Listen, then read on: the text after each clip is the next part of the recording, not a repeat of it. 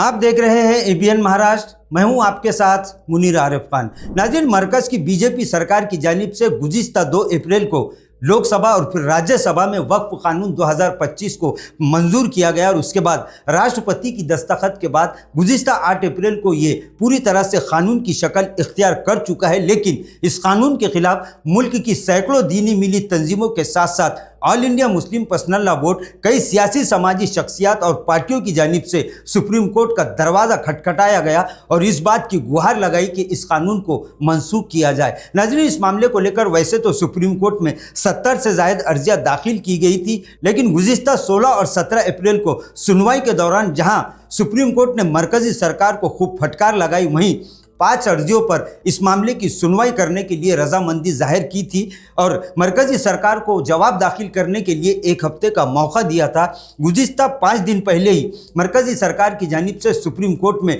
जवाब दाखिल किया जा चुका है, जिसके मुताबिक एक तरफ जहां all India Muslim personal law board इस मुल्क के 20 करोड़ से ज़ायद मुसलमान और तमामी अपोजिशन सियासी पार्टियों के साथ दीनी मिली सियासी समाजी तंजीमों ने इस कानून को रद्द करने का मुतालबा किया है, इस कानून पर सुप्रीम कोर्ट से फौरी रोक लगाने की गुहार लगाई है, तो वहीं मरकज़ी सरकार ने अपना जवाब दाखिल करते हुए नाज़रीन सुप्रीम कोर्ट से ये मांग की है कि वो इस मामले पर किसी भी तरह की रोक ना लगाए, क्योंकि ये कानून जिस तरह से भी बनाया गया है वो तमामी सियासी समाजी तंजीमों के साथ साथ मुल्क के मुसलमानों को साथ में बातचीत करने के बाद बनाया गया। लेकिन नाज़रीन, इस कानून के खिलाफ गुज़िश्ता 15-20 दिन से पूरे मुल्क में एहतजाज का जो सिलसिला इस वक्त जारी है वो थमने का नाम नहीं ले रहा है। कल इस मामले को लेकर chief justice of India Sanjeev Khanna और इनकी 3 रुकनी बेंच नाज़रीन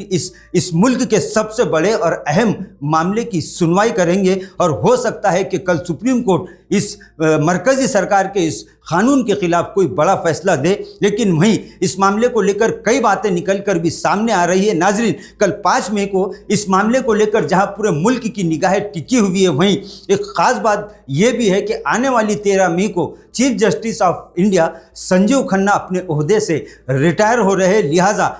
5 मई को इस अहम मामले की सुनवाई और 13 मई को चीफ जस्टिस ऑफ इंडिया की रिटायरमेंट की तारीख को देखते हुए अब इस मामले को लेकर पूरे मुल्क की निगाहें खासकर all India Muslim personal law board और तमामी सियासी समाजी तंजीमों के साथ साथ 20 करोड़ मुसलमान, इसी तरह से लाखों इंसाफ पसंद बिरादरान वतन की निगाहें भी अब सुप्रीम कोर्ट पर टिकी हुई है। अब देखना यह है कि कल सुप्रीम कोर्ट में मरकज़ी सरकार के जवाब दाखिल करने के बाद और अर्ज़गुज़ारों की जानिब से भी अपना जवाब दाखिल करने के बाद नाज़रीन सुप्रीम कोर्ट मरकज़ी सरकार को इस मामले को लेकर क्या फ़ैसला सुनाता है, इसी पर सभी की निगाहें टिकी हुई है। अब देखना यह है कि कल सुप्रीम कोर्ट में इस मामले पर क्या फ़ैसला निकल कर सामने आता है। नाज़रीन, आज के लिए बस इतना ही, फिर मुलाकात होगी कुछ नई वीडियो के साथ। तब तक के लिए हमें इजाज़त दीजिए। अल्लाह हाफिज़।